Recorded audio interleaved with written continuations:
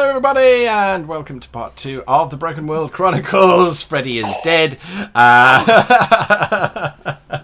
And you are watching the Broken World Chronicles. This is part 2. Part 1 you should be able to find either, if you're watching on YouTube, find it earlier on in the channel. Otherwise something has gone horribly wrong. Part 2 we continue now as per the norm. You are standing watching as part of Casselton Keep collapses in a ball of fire and flame. The people around you all shriek and shrink back in fear. Don't panic, everybody, says Anthar as he tries to calm the fear and terror that is spreading throughout. Flint, are you doing anything?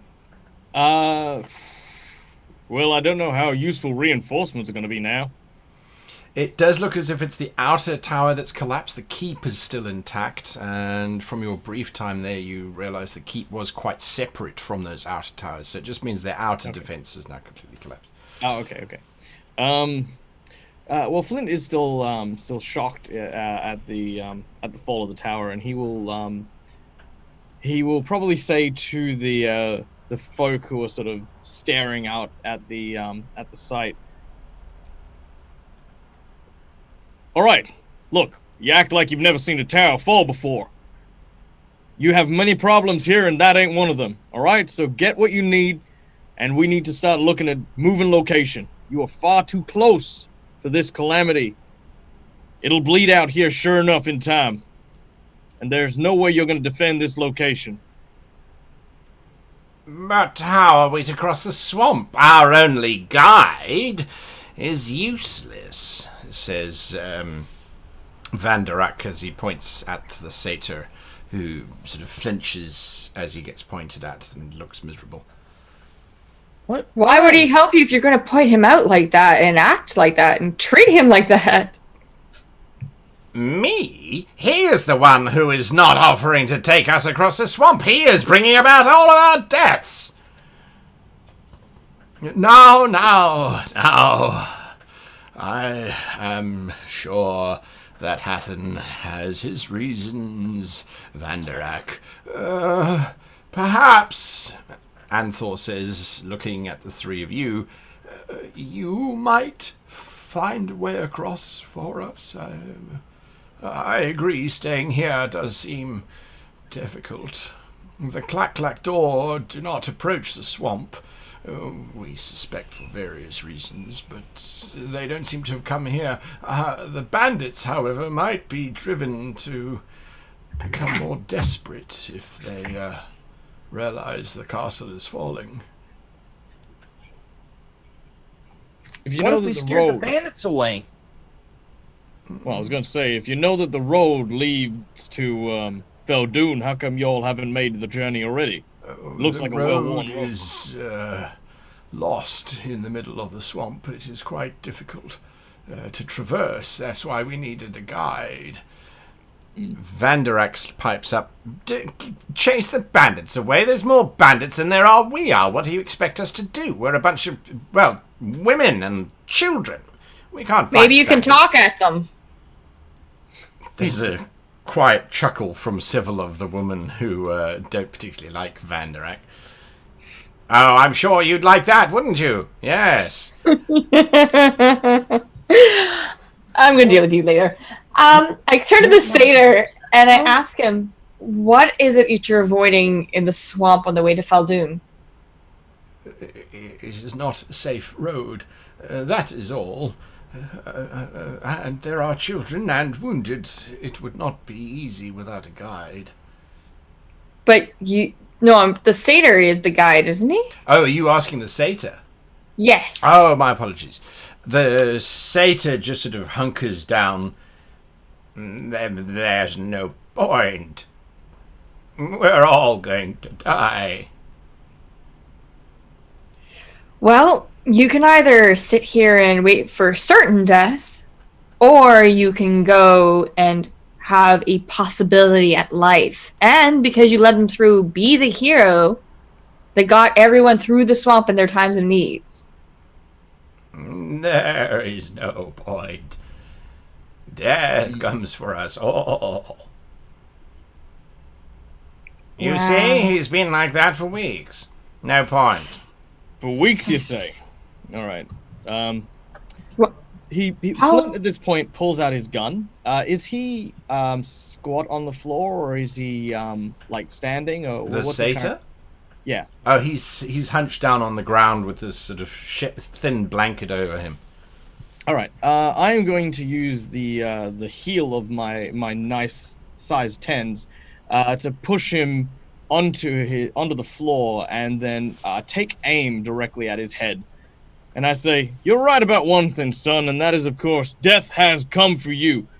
Now we got mighty many people here that need help, and I do not have the time to try and escort one person who's given up on life already. If you are so certain that death has come that you ain't willing to fight for it, I tell you what, I am happy to sacrifice that bullet right here and now." Flint, don't! I cock the gun. And at this point, when Warrin yells out, he'll sort of put a hand out, just like the sort of, but still firmly aiming, like not flinching, steady-armed, cocking the end of the rifle. "Well, what's it to be?" The satyr lies with his head pressed to the ground, his horns sort of banging against the stone. "It would be a waste of your bullets. Your death would also be secured." "Well, without a guide, I guess my death already is secured. So wasting a bullet here ain't gonna affect me none. And trust me, since coming to this hellhole of a place, I've got plenty of time and bullets to waste." "All right, enough. I will show you the way." Vanderak steps forward. And how do we know he's going to show us the right way?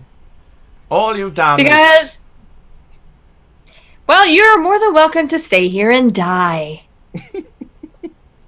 From somewhere, there's the rather portly woman who gave you a hug, Warren. There's a, "Here!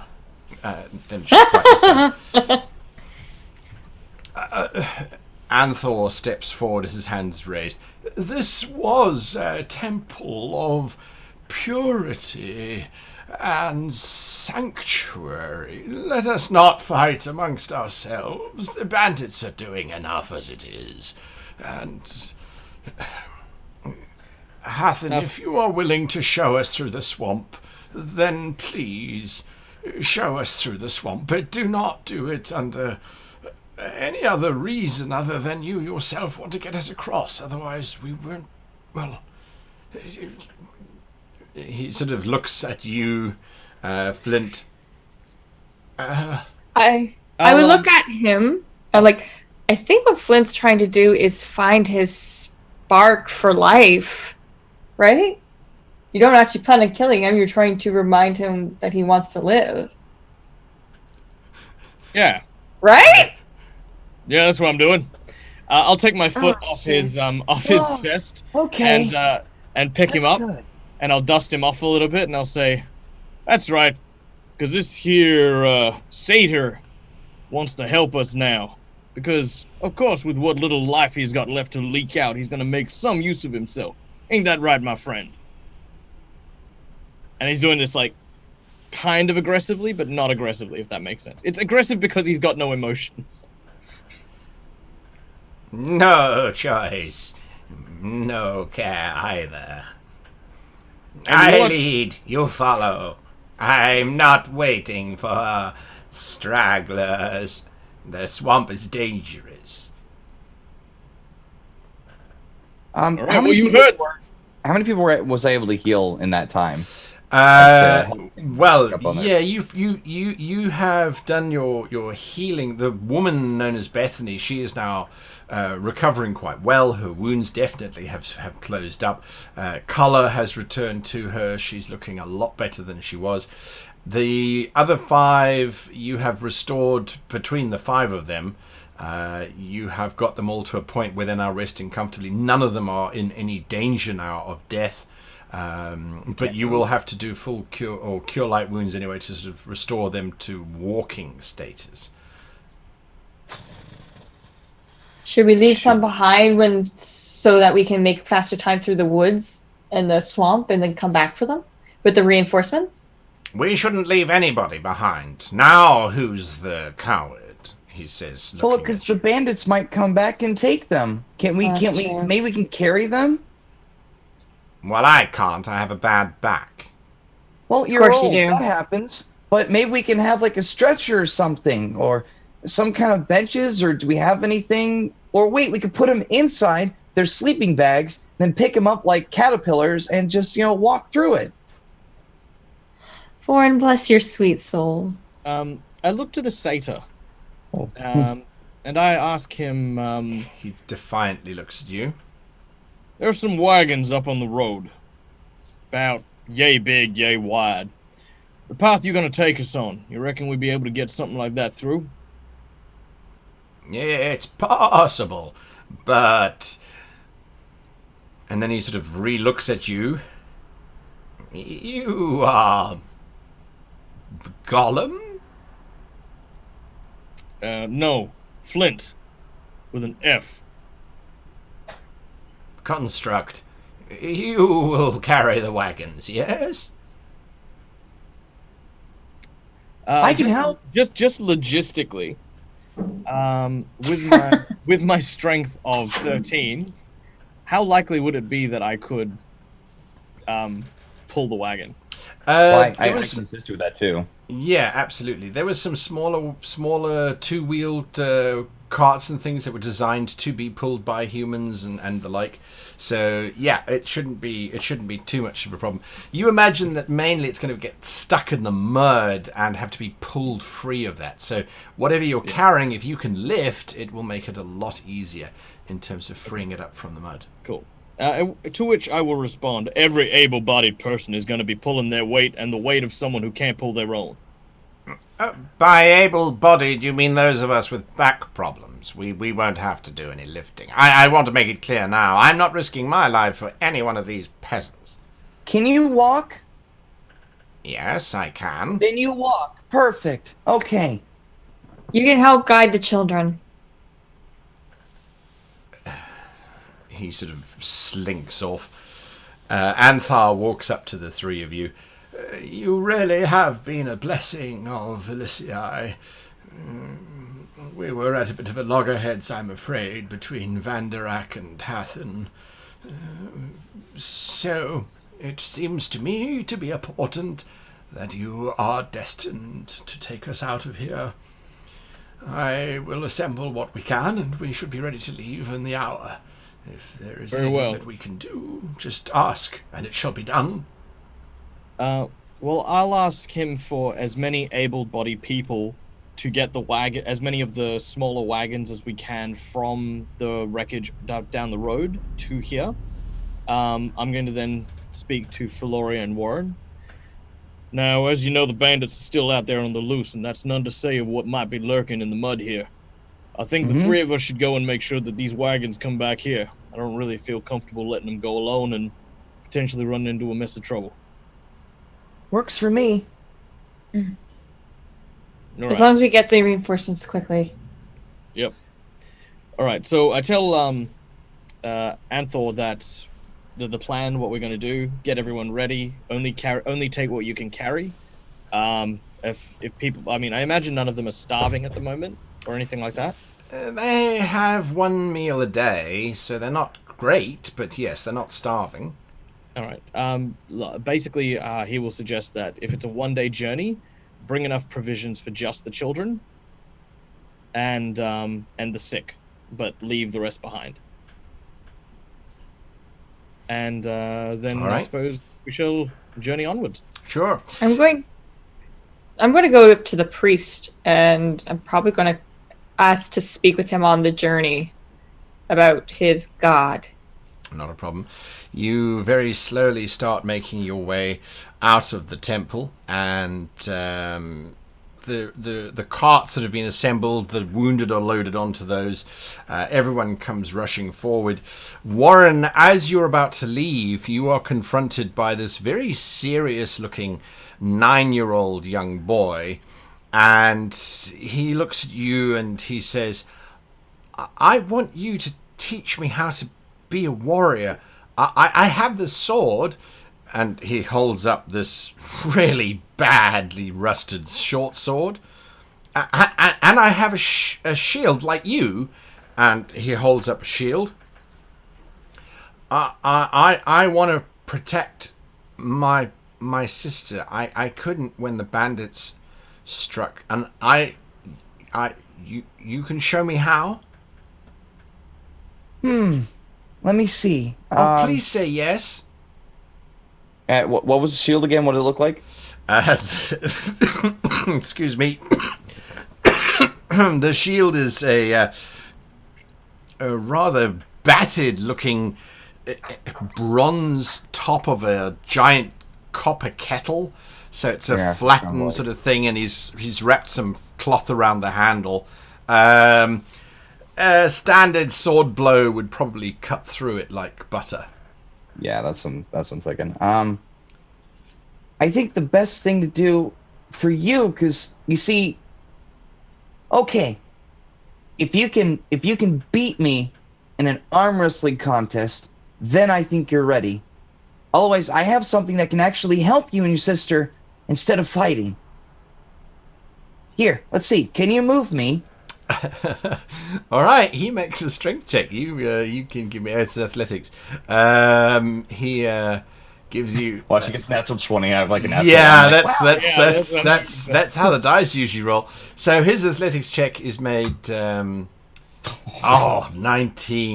Well, unless he rolls natural 20, this is unlikely. Let's see what he says. Oh, he gets a 5. He struggles to try and move you as he sort of hangs on your arm for a little while. You're just too strong. A lot of things start off like that. So the best thing for you and your sister is you two should learn how to hide. And strength is not always about how strong you are, but it's okay to ask for help. So, and like, I point him like over to the mom that was talking to me earlier. It's like, right. So you see, if you talk to her or you talk to her or some of these guys, they might be able to help you. But overall, you guys should learn how to hide. And you take care of your sister. That's the biggest thing you should be thinking about. But these, I don't think it's going to help you. He looks a little bit crestfallen, and when he looks over at the large lady, he says, "But Mrs.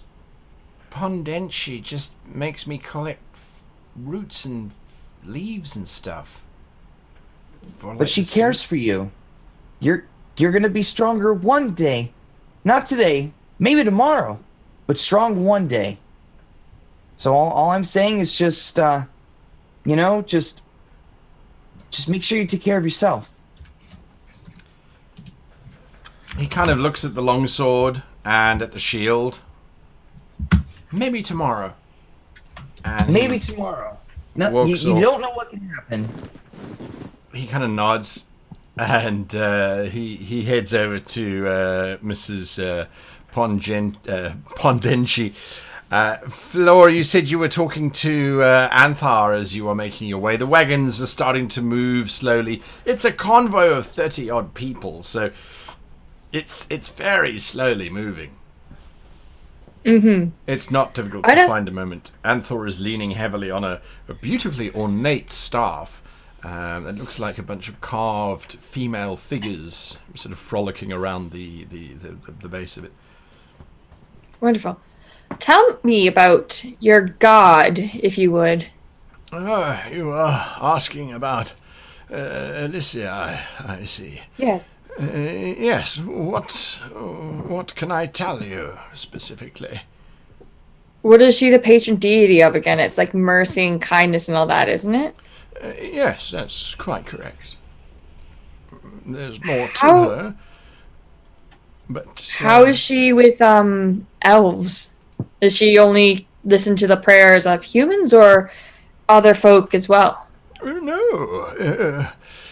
I don't know who you've been speaking to, and I'm not as I said before, trained, but I have spent nearly 50 years listening to the sermons of the priestess of Elysiae. Elysiae is available to all. She has no preference for race or anything along those lines. In the congregation, we had elves and dwarves. Is there anyone that ever performed miracles or high-level magic? Not here, but there have been some pretty spectacular moments. The priestess, before she left, she could cure any malady that would come her way, and her insight was quite remarkable in terms of how... What's the most dire thing she's cured? Now you're asking questions. Let me see. I can't say that I remember much, except for that exact moment. It was a Tuesday, I think, about 20-odd years ago, I recall. The Duke's daughter, she was suffering from a terrible affliction. It had been supposedly bestowed upon her by her uncle. He was doing a play for the castle, trying to take over from the Duke, I think, and trying to eliminate his heirs, as it were. Nonetheless, the child was incapacitated in a frightful way, turned to stone, you see. Everyone said it was a creature from the swamps, but I've been in these swamps, and there's no creatures that turn you to stone. The statue was brought here to the temple, and for 3 days and 3 nights the priestess prayed every day and every night to the goddess Elysiae to grant her the wisdom to undo the suffering and the malady. Where is this priestess now? Will she be in Faldoon? Quite possibly. Although, when the Clack Door arrived, she was summoned, obviously, to the castle to provide what aid she could. I would imagine that she would be there, or perhaps Faldoon, if they had sent her on. If you see her, can you bring me to her? Yes, of course. Absolutely, without a doubt. Thank you.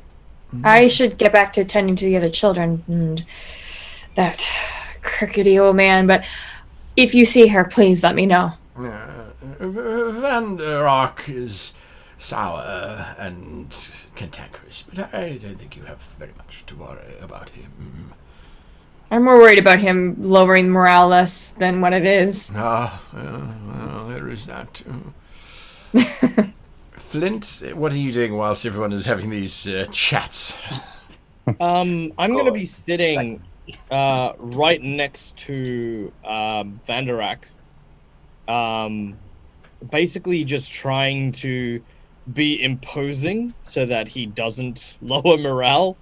Every time he sort of tries to speak, just sort of like, just look death at him till, every time he sort of says something like kind of demoralizing or what do you call it? Like, when someone's being a negative Nelly. And you're just giving them the vibes, giving them evils, Yeah. evils, yeah. Well, he Your comp is... sucks. Stop it. He is suitably chastised and chastened and doesn't say very much. He sort of hobbles along.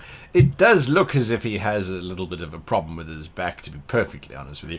But he definitely doesn't help when someone slips in the mud and that sort of thing. He just watches as everyone sort of clusters around and is slowly moving forward. I need all three of you to please give me survival checks as the party starts to make its way along. The mudded path... Natural 20! Natural 20!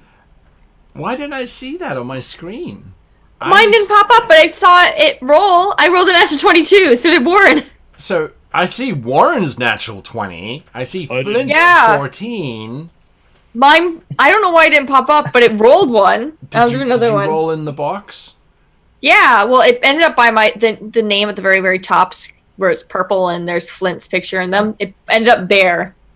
That's quite Maybe it far. doesn't work up there. Yeah. Okay. Sorry. I will redo my survival check. I was so happy. Ah! 5. Oh, dear. Well, that's Murphy's Law. That's Murphy's But I got I it. know. Yeah. Murphy's Law is mean. So, Warren is... Well, is- natural 20 doesn't count. Don't make me laugh. No.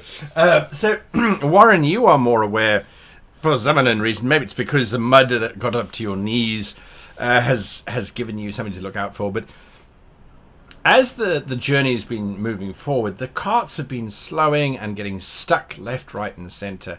And the satyr, he's just walking ahead. He doesn't seem to be stopping. He doesn't seem to be pausing. Whenever the caravan gets stuck, he slows down a bit. But it feels as if you've turned south rather than continuing west, which is where you know Feldun to be. Quick timeout. Just, I think I might have missed something, but like, are we in the process of moving? Is that? Yeah. Sorry, you guys are on convoy already. You've started to move out. And you have been going for about an hour with all those different conversations and things sort of taking place. Okay, because there was gonna be like an hour of like preparation. Sorry. Yeah. That so I was gonna take just a quick short rest. That was all. So I correct. Yes, you've definitely had a short rest since the last combat. But yeah, no. So I'm just gonna be like, is Mr. Goatman, is this the right way? Aren't we going west? You are questioning me, boy, he says as he looks directly at you with his horns sort of poking up. No, it's just I'm just noticing that we're going south now. Like, are we just going around something? Flint, you realize that this has happened as well. Your role is good enough that now that it's been pointed out, you're like, well, yeah, it was a fork. You could have gone east, but yes, he did actually drift you south. And if memory serves, going even further south is going to take you to an even worse area of the swamp as it starts to open out into Sparvan Gulf. The bay that is still quite distant, but yeah, that's what's sort of going through your mind. I'll seeing as obviously the guide has stopped, and I imagine the caravan in turn has also blissfully stopped. Yes. I will sort of get Floreria and we'll move to the front to talk to the satyr. He looks at you, Warren. The swamp is full of dangerous territories. I have chosen a safer route. Okay. Can I insight that? Yeah, all three of you can give an insight check, as a matter of fact, as you approach hearing this. I mean, he must. It didn't show up again. Did it pop up? No. I got Flint. I got Warren. Yeah, Flint believes him. There we go. But barely. Hey. I'm like, if it doesn't show that one, I'm gonna get mad. Another natural 20. Wow. Nice. On fire. Instagram's like, I'm so sorry. Here you go. Yeah. This is his land. I completely believe that he's telling us the truth. Warren, you believe that he is deceiving you maliciously. Floreria, you realize that he seems to be... He looks like someone who is trying to cover up the fact that he is deceiving the party, but he looks reluctant that he's doing it. It's quite complicated the way that he doesn't look like he wants to deceive the party, but he looks like he is doing it. He's being forced. So I would just walk up to him like, what do they have on you? Who do they have? What do you mean? I know you're lying, but I know you're doing it for a reason. Why? I'm asking. He lied? Something's gone wrong. He doesn't want to, but he's being forced to. What do they have on you? As she says that, Flint's gonna pull out his musket and use an intimidation check to try and emphasize this. The lady asked you a question. Give me an intimidation check, if you please. Oh, good lord. Did you roll one? Yeah. No, 5. May as well Oh have. God. Well, Hey, no, your it's- 5 is your 8 is not bad. He looks from the stick. He looks back at the three of you. He looks at the convoy behind, starting to pile up. Satyrs have been affected by the invasions more than your strongholds. The clackdoor permeate everywhere. So what if we can help them after we get the reinforcements? What if we can help provide for your satyrs? The satyrs are all dead, he says as he sort of hangs his head. I am the last of my clan. So what if we can help you get to a new clan?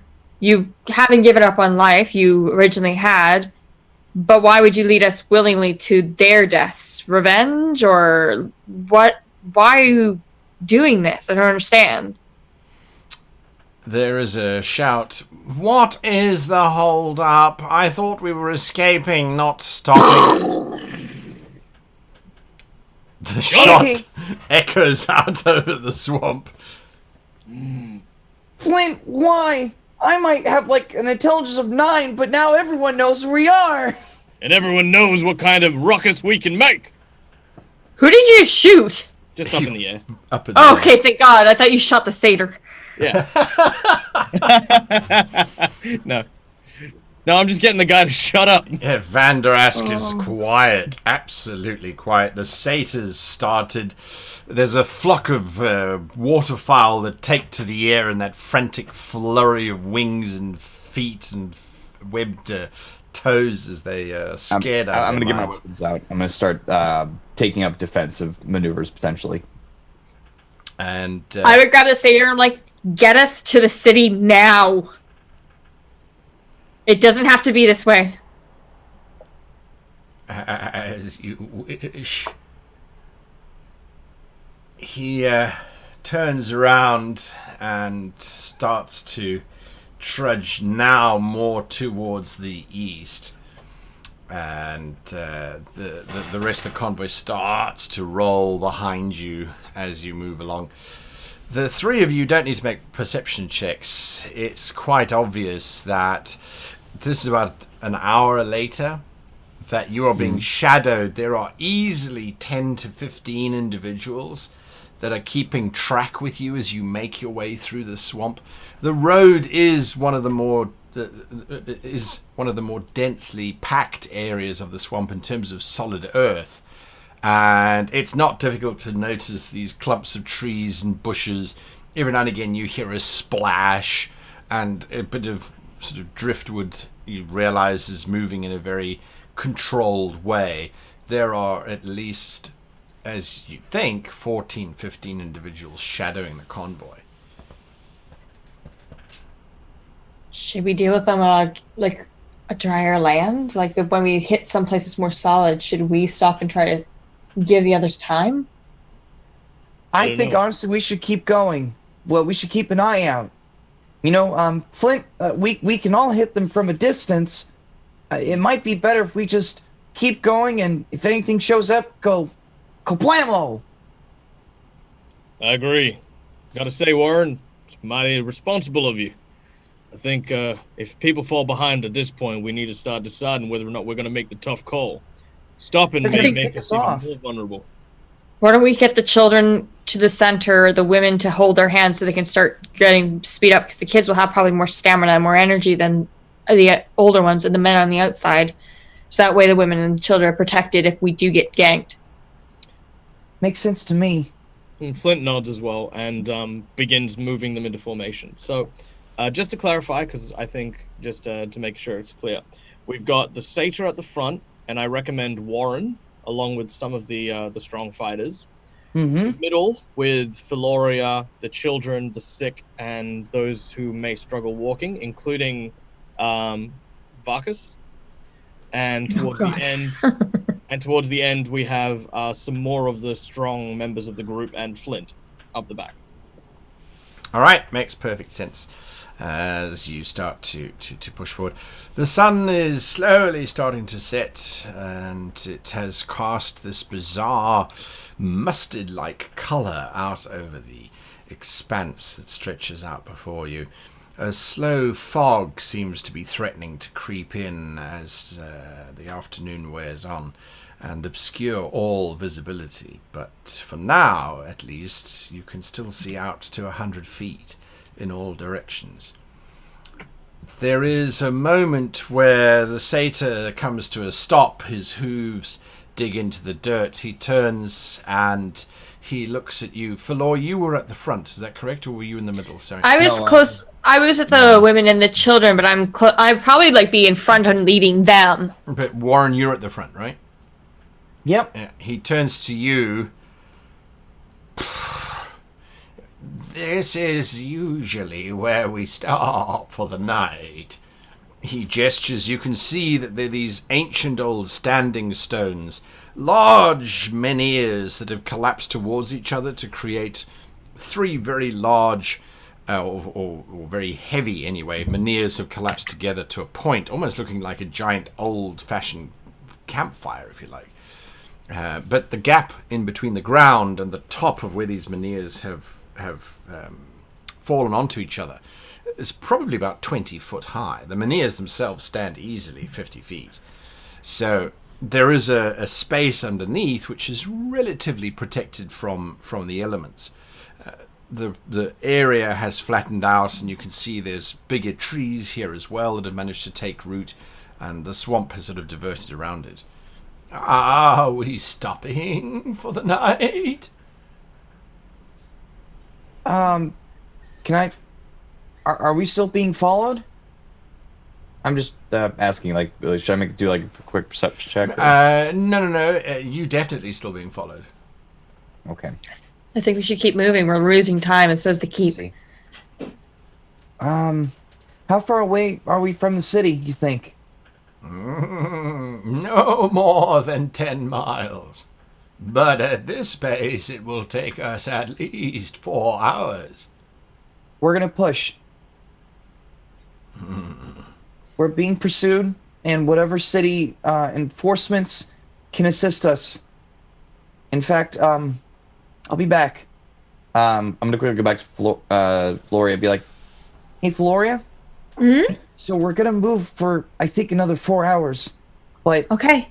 maybe when we get to the end of the last 4th hour, because you're pretty fast, maybe you can let the guards in the city know that we're coming, because we are being followed, and I can hold them off for a while." Okay. I can do that. I'll stay here until you think it's time we're close. Okay. I was thinking of possibly making something that they're following us in the woods, but what if there's something else scarier in the woods? I might have some magic that might be able to create something like that. Like something they might be afraid of as well. If it could be something on the move, that might work, but we just gotta keep going. That's all I know. I just go right back to the front. I'll hold off for a bit, and I'll keep walking with the ladies. All right. The convoy continues past this large standing stone, and as you're about to exit the other side, there appears to be this old swamp tree that has collapsed almost directly across the road. And as the satyr sees it, he turns to you. "Ambush!" he shouts. That's the only thing that he can think of. Warrin, you can see that the tree, although it has collapsed across the road, the base of it has been cut. It hasn't just uprooted in a strong wind or anything like that. And as he's shouting "ambush," flooding from the rivers, I mean, you had eyes on them. You see the bandits all standing up and getting ready to go. There's one, however, that catches the attention of you, Flint, because you're at the back.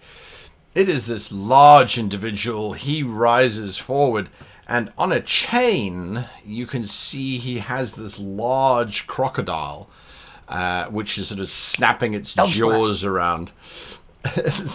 Warren's like, the big one, the big one. Just get out of here.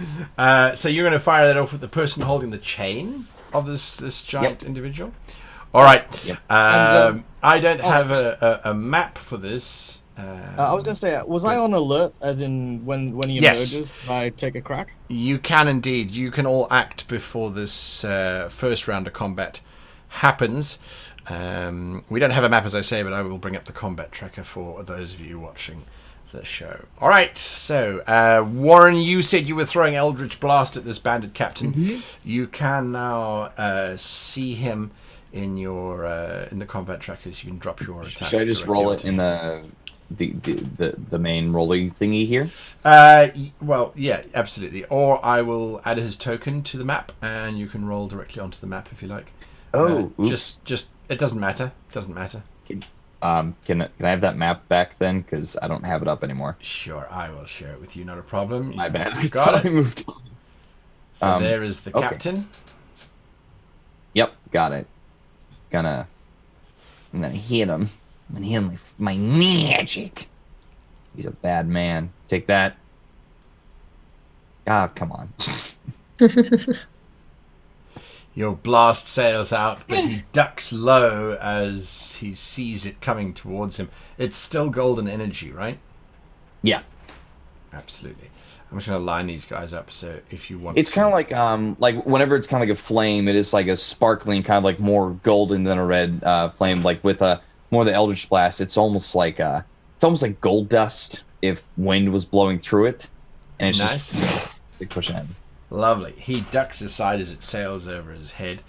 Warren Flint, you can take an action. Yes, to which I'm going to use.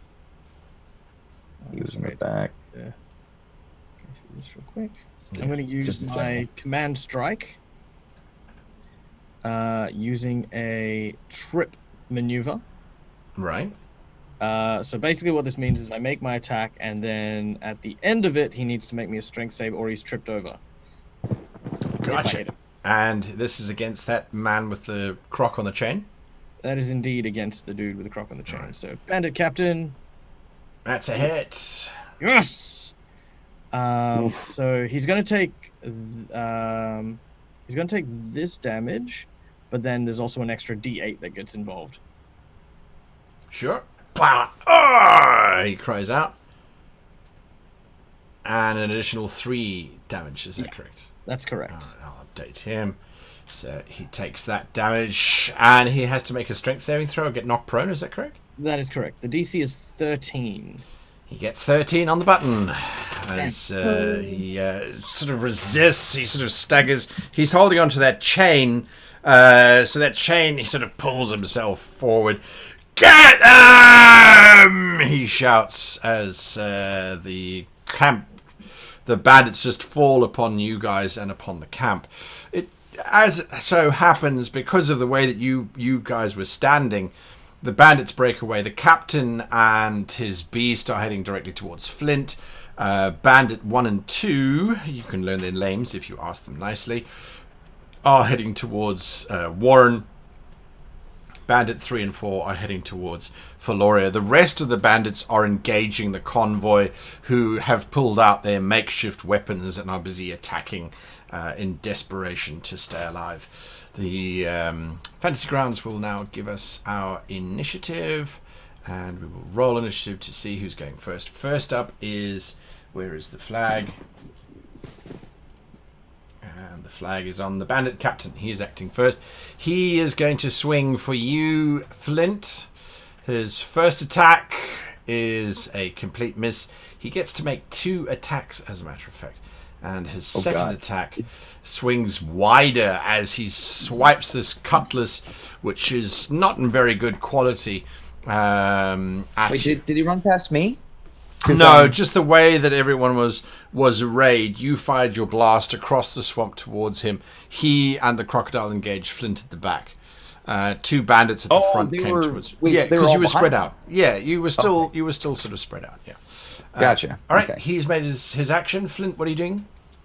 Now I imagine that I'm still on the wagon, as he sort of run up to the back of it and sort of slashed at his legs. Flint, sort of seeing that, has used fancy footwork in order to avoid having his shin split open. He steps backwards a little bit further into the wagon, and so that's going to be one action to do so.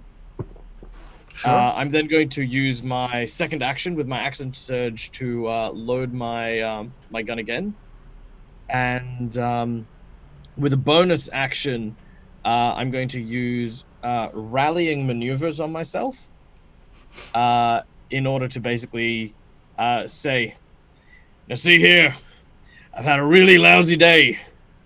The swamp is full of water, critters, and dead guys. And I'm going to use that to sort of amp myself up. All right. So I will roll my rallying maneuvers, which is a D8. That's a D10 you rolled. Oh, was it no, I didn't roll that one. Sorry, that was me.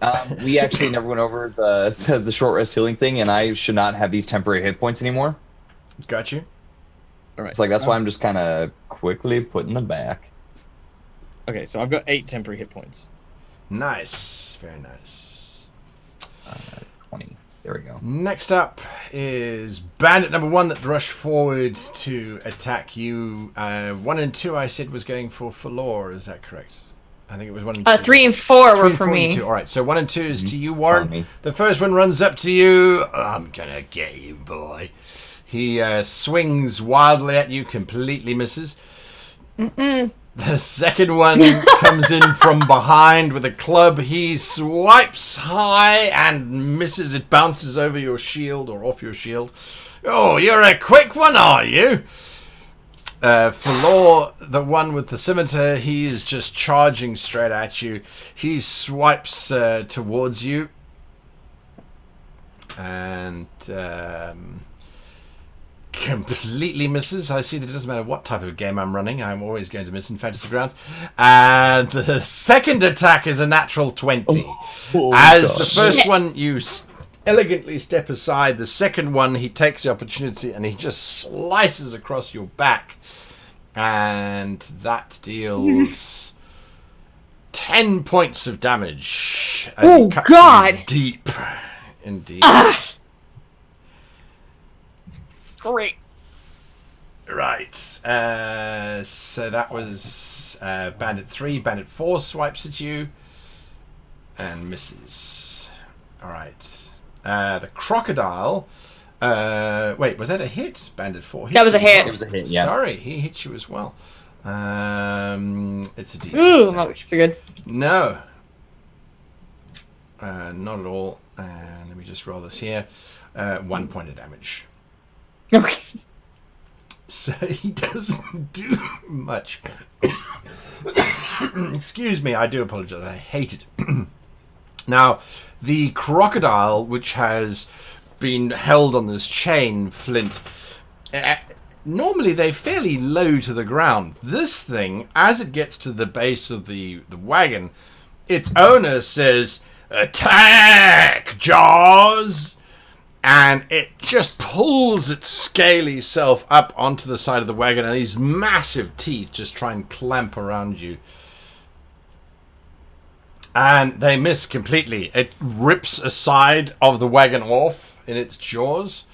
And that's where we are. Floreria.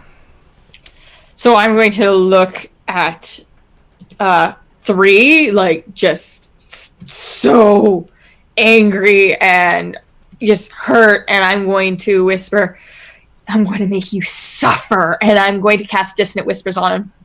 Wow. Okay. So he must make a Wisdom saving throw against my Charisma, or modify. I think that's my spell DC, which is Charisma. Bandit number 3? Yeah, the one that hit me Right. with the scimitar. I think there's something that's gone wrong with hit points. We'll work it out now. Charisma saving throw, you say? He has to make a Wisdom saving throw, but my proficiency, it should be proficiency plus 8 plus my Charisma. I'm trying to think of what my spell DC is. Yes, so it should be somewhere around 14 or 15. So 13. 13? Yeah, my Charisma is 16, so 8 plus 2 is just my proficiency is 10, plus 3 is 13. 13. All right, here is his Wisdom saving throw. 14. Ah! So he's gonna take half damage on it, I think. If they'll say it takes 3d6 psychic damage. Okay. On a 6 save target must take half damage. Gotcha. Okay. Roll 3d6. How do you do this? 1, 2, 3. That's it. You left click on it and then you right click 3 That's times. how you get. Oof. Oh, nice. Almost max Even damage. at half damage. Even at half, that's still impressive. Half of that is 8. So you slam into him. He shrieks and clutches at his head in pain. Before we continue, the hit points seem to have got confused. I hope I was rolling the dice on the right person. Why does it say, Warrin, you have 20 wounds, and Floreria, you have 10? We never properly had a full rest, I think. Uh-huh. Yeah, I'm at 10 HP right now from being smacked. Oh, have you been typing it into that box? I did because Yeah. the temporary hit points were definitely gone by then. And then I had a short rest, so I added 1d10, and I got up to 20. So I just left it there. And Floor, you should be on 10 hit points remaining, is that correct? That's correct. Alright, so somehow that Oh, God. Like, if you type numbers in there, I get it now. That means you were hit for 20? Is that what it means? Okay. So Yeah. I think it... So Because now my HP's gone up to 14. Correct. That means you now have 10 hit points left. It shows you what your wounds are, your total wounds. It counts up towards your hit points, so that when you reach your maximum hit points, you automatically go into the death state. Okay. And it should be at 1 then. My bad. Right. Okay. Yeah, that's a lot better. You have 24 hit points left. You're okay. I'm not feeling so great, but I'm pissed. Yes. So you have cast off that whispers into his mind. He shrieks in terror. Are you doing anything else? You moving? I'm going to use my bonus action to cast one of my bardic inspirations on Warrin. All right. You can see Warrin is busy fighting off these two bandits. Bardic inspiration gives him an additional D6. Yes. Nice. As speaking of Warrin, you are up. How far away is the bandit captain? Oh, he's on the other side of the convoy from you. It's because So you is were he- at the front, then there was the convoy, and then there's the wagon at the back where he attacked Flint. He's more than 30 feet from me. Oh, yeah. Probably about, an easy 50 feet. 50, 60 feet, somewhere there. There are the two bandits that are on you at the moment, trying to beat you. That's the thing about forget it then. Okay. You made a big mistake today, and I'm gonna hex one of the guards right on me. Sure. Perception checks, because there could be people trying to run away. He'll disadvantage on that. And then I'm gonna hit, and so I'll hex bandit. Let's see, bandit 2, and then Okay. also try and hit him with a green flame blade, so I can also hit bandit 3. There I go. You won't be able to hit Bandit 3. Oh, this combat situation is merely demonstrative of the creatures, not of your location to each other. Oh, okay. Yeah. So Bandit 1 and 2 are within your reach. 3 and 4 are 20 feet down there fighting with Floreria.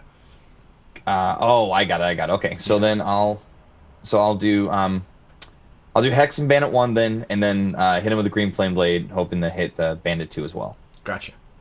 So here comes. So he's been hexed real bad. He has been. Come on, baby. Oh, son of a bitch. You swing. He. Oh, wait, hang on. Let's see. Bardic Inspiration. There's 9 total. Yeah, I was just about to say I'm gonna use the Bardic Inspiration now. Come on.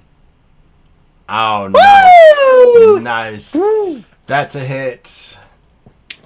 He was about to block with Thank his you. cudgel. That song came into your head, and he missed. Warren's the best guy in the world. Oh, Do your damage. that's so sweet. I'm gonna get you. I've had enough of this. No, not +5. Stop it. That'd be cool, but no. That'd be nice. Plus Okay. 5, you did. So then bandit number 2 takes 3 points of fire damage, Okey-dokes. and then here comes the hex, which is a 5. So we took 15. So he takes 15 points of damage. Yep. Bandit number 2. yeah. Wow. Or well, who was? Yeah. So bandit number 1, Gotcha. because bandit number 1 was because he got the hex. So 15 on him total. And then bandit number 2 was the one that got 3 points of fire damage from the flame hammer. As Warrin shot, just leave these people alone, you big poopheads! Yeah, Warren's got to work on that intimidation factor there. But yes, you slam into him. He drops to his knees and sort of doubles over. You've knocked the wind completely out of him. He doesn't know what to do with himself. Bandit Captain is with Flint. He swings wildly as he completely misses his first attack. He swings again. This time he's trying to stab into your joints. Sorry, yes, ready? Sorry, real quick. So he's unconscious. He's down. Yeah, you've only got one on you. Okay, I just need to keep that in mind. Thank you. All right.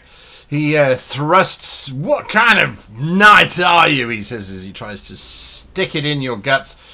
And gets a natural one and completely misses, opening himself wide up for attack. Flint, what are you doing? Sorry, can I cinematic that a little bit? Yeah. So as the bandit captain thrusts into his chest, he manages to go through one of the open pieces, and that passes straight through his body, which opens up to show that Flint is in fact hollow on the inside. Flint looks down at the bandit captain and says, "I'm complicated." And I'm going to unload a round at his face. What does that mean? Says the captain as he looks in terror. Make your attack. Okay. Yeah, I'll take this. Oh! Just misses. Do I get any advantage for high ground? He is freaking out. Yeah, I'll give you advantage for high ground. You are higher than him. You're fighting down. That's a hit. There we go. Cool. That would have been very dramatic, but a very lackluster dramatic. Yes. All right. And that is 8 points of damage. 8 points of damage. Did you roll it onto the captain? I did. Okay, good. So it's keeping track. All right, you slash into him. He growls. Damn, whatever that thing. Bandit number 2 looks in horror as his mate drops. Sorry, I've got my second action, which sorry. To just reload. That's all. Got you. Bandit 2 looks at you, Freddy, or I should say Warren. Oh, you blasted kid! You've made a mistake today, and I'm sorry. And he sort of bashes twice on your shield as he's trying to get past your defenses. Why don't you just lie down? He doesn't seem to be making any advance or success there. Bandit 3, blood is leaking from his nose and he's still clutching his ear. You little foul elvish tart, he says as he swings for you, Falor. He misses completely. His companion behind him says, "Ha ha, you got taken out by a girl, Stan." And as he's doing that, he tries to bludgeon you. He misses. Oh, she's quick. And he's just sort of swiping left, right, and center. There doesn't seem to be any chance. The crocodile once again snaps at you, Flint. This is good. And its jaws, it's now removed the side of the whole side of the wagon has just got these great big chunks ripped out of it. It really doesn't seem to be their day. Floreria? So I'm going to look at Bandit 4. Right. And I'm going to say to him, "Your dreams are far nicer than this place." And then I'm going to cast Sleep. Oh. Do they roll your hit points affected? 5 to so it's 5d8, right? Or, I'm sorry, Dungeon Master. You're supposed to say that, not me. So I rolled a 25. Yeah. What? He passes out. It's an area of effect spell. Am I correct? Goes from the first person to the next to the next person person, to however that correct. Does works. it really? I didn't know it did that. I just want to know how So, big an area. 90 of effect. feet. The starting creature with the lowest current hit points. Each creature affected by the spell falls unconscious until the spell ends. The sleeper takes damage. They will wake up. All right. So Bandit 1, Bandit 3, he quite happily drops to his knees. "Good night, Stan." And he falls over asleep. And behind you, You hear the sound. Oh, good night, Ollie. And he collapses over asleep as well. Both of them completely fall asleep with that roll. And then I'm going to look at who's fighting the crocodile. That would be Flint. Flint, right? He's standing on half a wagon as this crocodile is slowly chewing the other half towards him. The rest of the villagers, you can see there's a sort of a battle going on. Give me a perception. Bardic inspiration, though. My bonus action. I'm giving Flint Bardic inspiration. All right, you're giving Flint Bardic inspiration. Perfect. Yeah. Warren, back to you. Okay, so... Miserable little child, I should take a belt to you, boy. Okay, good. That definitely answers my question. So for my bonus action, I'm gonna move the hex onto the guy right in front of me. Right. Once again, disadvantage on perception. You know what? No. Disadvantage on... Yeah, perception checks. Just because of the villagers. I'll come back to that later. Gotcha. All right, and same thing. Trying to hit him with another flame hammer. Make attack. I just realized how much it's something, Sora. And there's Bandit 2. That's the one, right? That's the one I'm fighting? Bandit 2, correct, yes. Yeah. Okay, here we go. Come on, baby. Wait. Sorry, not the booming because it's right next to a person who's asleep, I'm assuming, am I right? He is indeed. Oh, look, booming blade. That will only hurt Bandit 2. Oh, that's a solid hit. Absolutely, do your damage. So he's gonna get, and also that hex damage. Oh, max damage. Warren! Your booming blade. This time, I know you're trying not to hurt these bandits, but what does booming blade do in your particular case? Because it's a hammer that you're wielding. It's a war hammer. You're gonna have fun with this one. If they left, like if they willingly leave, my area of attack, like if they just walk away, thunderous energy would have exploded from within them and dealt them an additional D8 of thunder damage. Gotcha. That's what would have happened.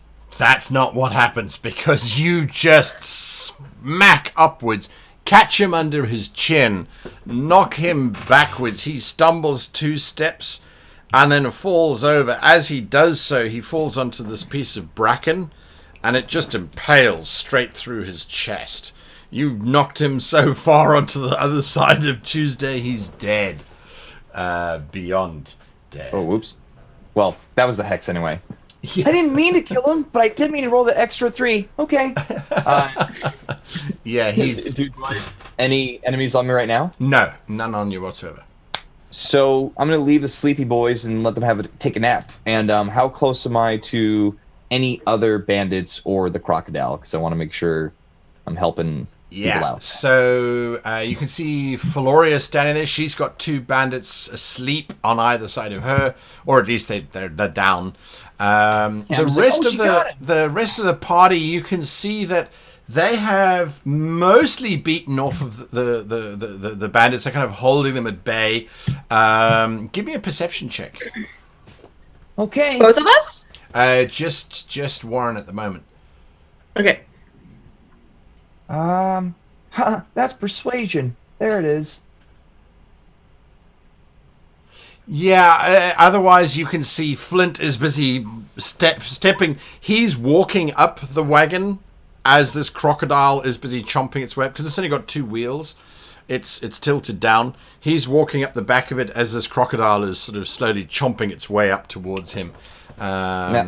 See, I'm very much an animal lover, so I just feel like it's not really the crocodile's fault. It is just a really bad owner, so I can help him later.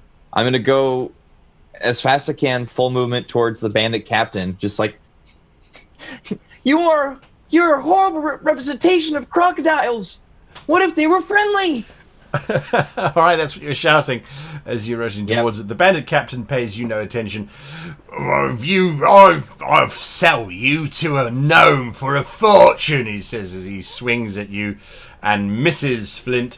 Stop moving, you damn whatever you are! And he swings at you again. misses as he sort of slices. What the hell are you, you bastard? He does not connect with anything. Flint, you're up. Well, he says the magic word, and Flint again takes a more, suddenly you kind of feel like he sort of swells almost, like every single gear in his body begins to sort of angrily grind against each other as he insinuates that he'd be sold to a gnome. At this point, he doesn't take out his musket.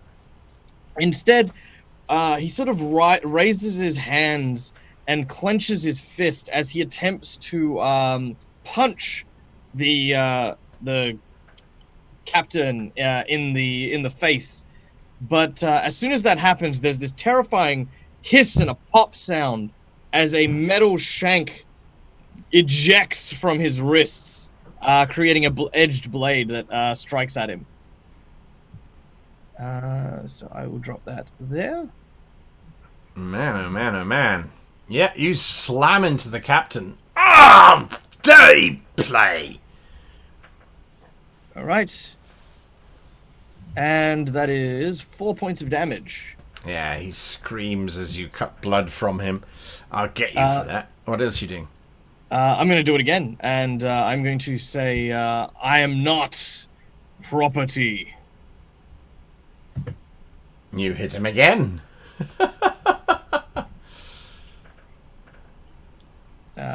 That's 2 damage. Yeah, 2 points of damage. All right, you slam into him as he's sort of stepping back a little bit. Bandit 3 is currently sleeping. Bandit 4 is currently sleeping. The crocodile is not. It has been given orders, and it tries to chomp down on you, Flint. It finally hits. There was only so much backing up you could do with the musket. You were a bit more agile. Slamming into the captain, it's kind of grabbed your attention, and it chomps down on you for a massive 11 damage, which it inflicts upon you. Its teeth wrap around you. You're going to need to give me a DC 12, either acrobatics or athletics check, to get out of its maw, because it's clamped down and you can feel that it's vice-like. Okay. I'm going to go with... Well, they're both the same for me, so I'm going to go with athletic. Right. Now, can I use the bardic inspiration on this as well? Kai's He still has it. Is it Yeah, applicable it to lasts for saving 10 minutes, so you can cast it at any point. throw? Gotcha. Oh, okay, cool. All right, Just well, so you don't need to. So that's a dirty 20. Yeah, you wrench its jaws off, and you sort of pull your leg free as the jaws snap shut again. It seems to be grinning that it's now had a taste of your oil, so to speak. Floreria? So she's not feeling so good. She's not going to be able to run very far with like her back slashed to hell. She's going to like slump over slightly, look up at the crocodile fighting Flint, seeing his leg in its mouth, and she's going to cast Bane. So 3 creatures up to my choice that I can see within range must make a charisma saving throw. So this beautiful, she just starts singing this high-pitched song you can hear over top of the sound of battle. And these guys have to make a charisma saving throw. All right, that'll be the captain, and I'm assuming the crocodile and the captain. The captain, the crocodile, and one of the guys sleeping up or on the floor. Oh, you want to attack the one that you caused to See, So it's not considered attack, slap, or touch. So it would just be an effect that would happen to them. They would still be asleep. All right, the only thing is it a touch, or is it do they have to hear them? Because they're sleeping asleep. is a good question. It's like 3 creatures up to your choice that you can see. That you can see. All right, there we go. All right, so the crocodile's saving throw is going to be exceptionally fun, considering that it's charisma. It's not a pretty crocodile.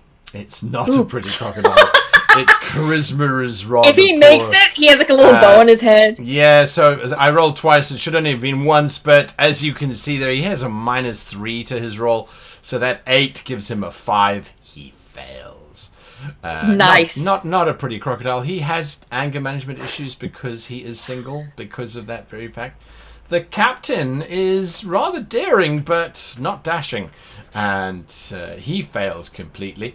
And Nice. poor old Stan, who, well, we all know Stan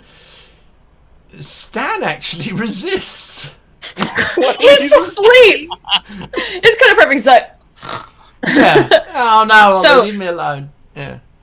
so for the two that have failed, before they roll a attack roll or saving throw, they must also roll a d4 and subtract that number from attacks and saving throws -1d4 attack. until the end of my spell, and the concentration up to a minute.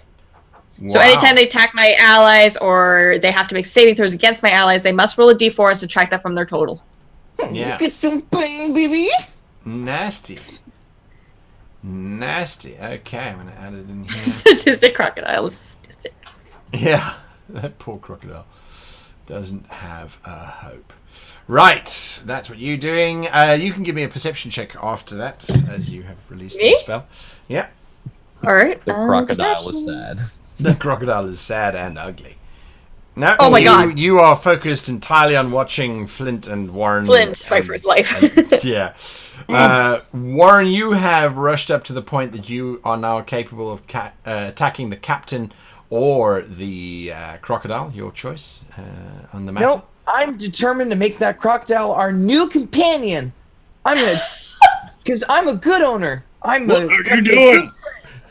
Captain, you're going down. Because Son you of a hurt way boy. too many people. And Delu told me that I need the strength to protect people who cannot protect themselves.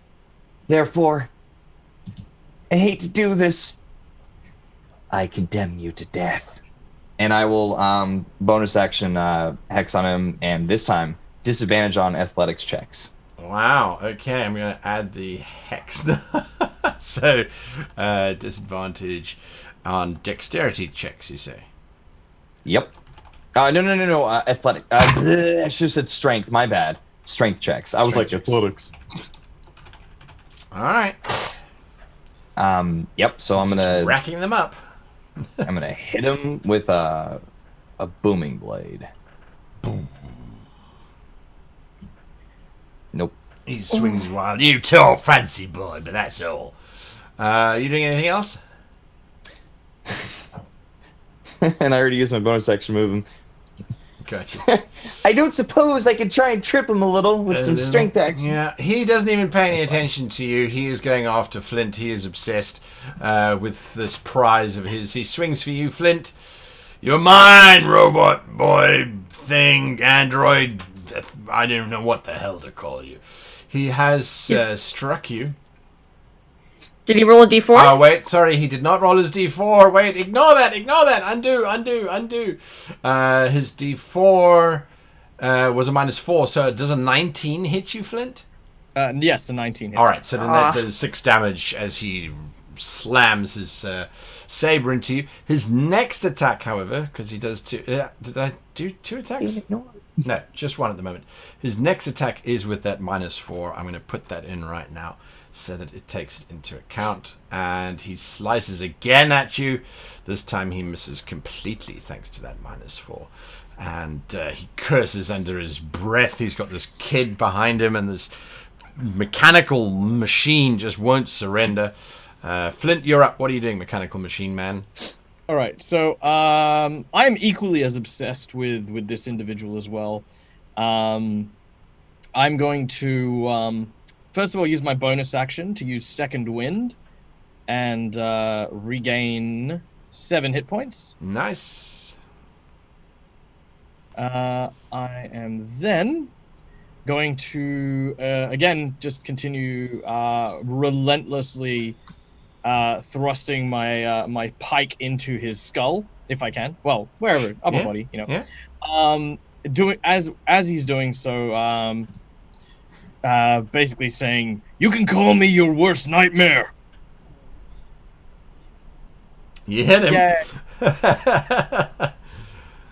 Oh. So, Snap. See, I was confused. Like, did I have flanking when attacking him?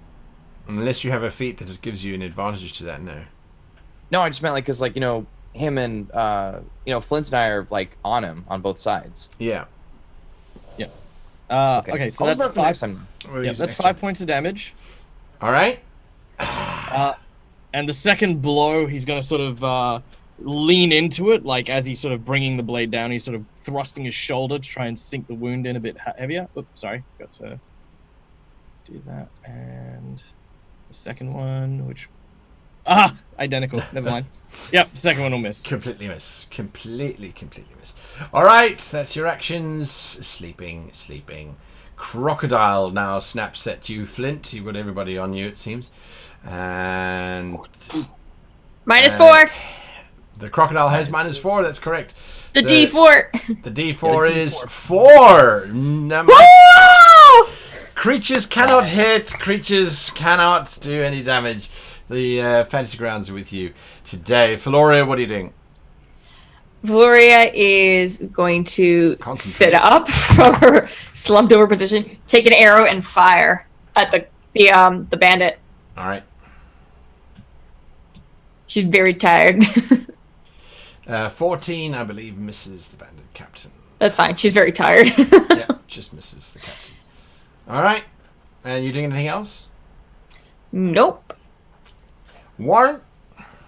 Okay, so that is a good question because I just peeked over the chat for a little bit. So just so I don't do this again, like, are we going to use flanking or no? I thought that you had to have some kind of skill in order to use it. Like there aren't like any like feats or skills to get that. It's just normally the option rules if if the ally is in front of the enemy and like you're kind of like behind him, like you're both kind of getting advantage since two people are attacking him. Yeah, that's up to you. In this case, yes, I think so, because Flint is above you and you are behind him, and it is absolute chaos. Angrily, I start like just like channeling this bit of like golden glow into the hammer as I'm casting again. It's like, I will not be ignored, and we'll give him a little tickle.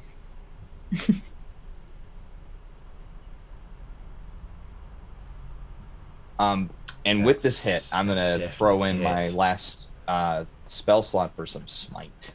Nice. Okay, here we go. Right on to the captain. Additional D6 from this hex, and then another. So that's 5, and then 8 points of radiant damage, 2 points of necrotic damage, and all right, and 10 points of warhammer damage. Yep. The 10 points of warhammer damage, I think it's already added, so we're going to add another 10 points of all of your other bits and pieces. He screams in absolute pain and terror as your incantations go off. It is his turn. He looks at the situation. His men have been beaten back. He looks at the three of you. This is not a good day to die. He throws his weapons in the air. We surrender. Down, Jaws, down. Bad Jaws, bad Jaws. We give up. Mercy, he says as he looks at you, Flint. It's your turn. Oh, all right. Just for my own sense of self, I'm going to do just a dry wisdom save to determine whether or not Flint is just so enraged he's going to keep at this dude, or if he's actually going to accept the surrender. Oops. That was a 5 first before a 17. Okay. So he is going to... So Flint, you can kind of see the spike in his hand grinding. Like, it's not supposed to make that noise. It's sort of clacking and there's sort of smoke steaming from it. He takes a moment before he like grinds it, sliding it back into his wrist. Flint is going to attempt to grab him by his jacket or his shirt, and like thrust him to the ground, and then sort of hog tie him with some. All right, no need to be violent. I'm hurt. We're out of combat. Warren, what are you doing? That's the thing. If he moved, he would have taken an additional D8 of thunder damage. Oh right. So as you get... I wouldn't have necessarily pushed him further away. He would still be in that kind of square. On top of him. I'm just gonna let you know right now. Warren's not letting this go. He's going to kill him. All right, well, we're going to go through initiative. Sleeping. Jaws, his little animalistic brain, is still there, and he's been given a command. Minus D4.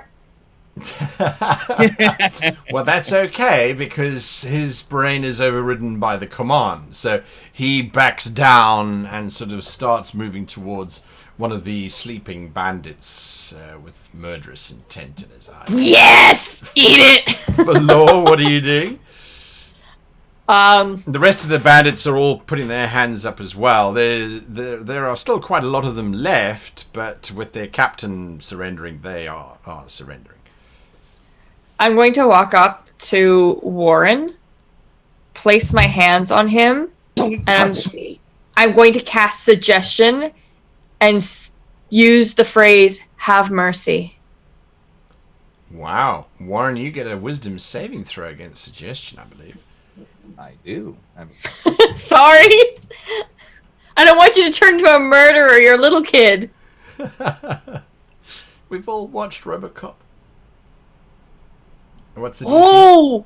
DC's 13. It is 13, so you pass. The suggestion has Shit. no effect. You do hear her whispering it, but that's it. There's no magical effect. That's what happens. Warren? The leader takes responsibility for what they've done. These bandits can go, but not you. Oh, Just bash him until he's dead. As he does so, Flint will actually get in the way of his first blow. well, we're in initiative still, so Warren does get his attack first, unfortunately. Okay, yeah. After the first one. I mean. Absolutely. Make your attack. You have advantage. He is prone. Okay. Coming in. Just angrily going in. Oh, you slam him. You slam it into him. Oh! There is that sickening crunch as his spine snaps as your blow lands heavily on his neck, and he suddenly drops limp. He is completely destroyed. Dead?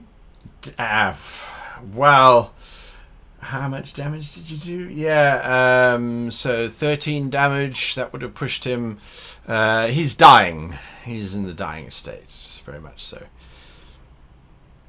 All right, so... the question is... all right, can I make a check to see if Flint recognizes that he's still alive? Medicine Or check, would sure. it be something... Yeah, okay. Yeah, give me a medicine check. Sorry, the captain didn't make his save for some unknown reason, so I'm going to do it now. Okay. Natural one. He's dead as far as you're concerned. All right. Flint will stand up at this point, like, covered in blood, like, angry as hell, even though, again, emotionless face. And he will shove Warren back, like, super hard, and say, his life weren't yours to take. His life was forfeit when he attacked children. That man was helpless. You You want. damn fool. I don't. And you care. murdered a helpless and restrained man with no trial. Who do you think you are? Dispensing justice and law and order just because you spout out some pretty words. I'll tell you what, if we didn't have to look after these people, swear to God there'd be some words exchanged between us. You say whatever you want. I was sent by Delu to dish out the justice that is needed. You attacked. Oh yeah? innocent I think people. we've long learned the Delu ain't here. And as far as these folk are concerned, you are just some madman running around with a hammer dispensing justice at your own whim. We already know these folk are desperate. And are you telling me in your desperation you wouldn't be drawn to making a few mistakes and that we should execute you where you stand just because of it? killing You got a children. lot to is learn, never a son. mistake that anyone will willingly make. Ever. Can I look around to see if any children have died? None were of them attacked. seem to have died, but there are some that are injured. The bandits have been ruthless in their attack. You can see several of the villagers that were in the convoy are dead. Okay. You think I would want to do this? I don't. Boy, I've seen many things in my life. I've seen a man die in my arms, and I've seen bloodlust. And I tell you what, the look you had on your face ain't that of justice. And on that note, we'll be back next week when the Broken World Chronicles continues. Serious stuff. And I like it. I love it. Absolutely love it. As we start to explore the characters, different sides and aspects. If you are watching on YouTube, hit that like button, hit the subscribe button, and as always, the goblin bell so you can be alerted when episodes become available online. If you have not heard, we are on Twitch Live. You can join us Mondays, 6 p.m. Pacific Standard Time, where you can interact with this wonderful cast of players here, as well as myself. Join us if you can. If not, thanks for watching.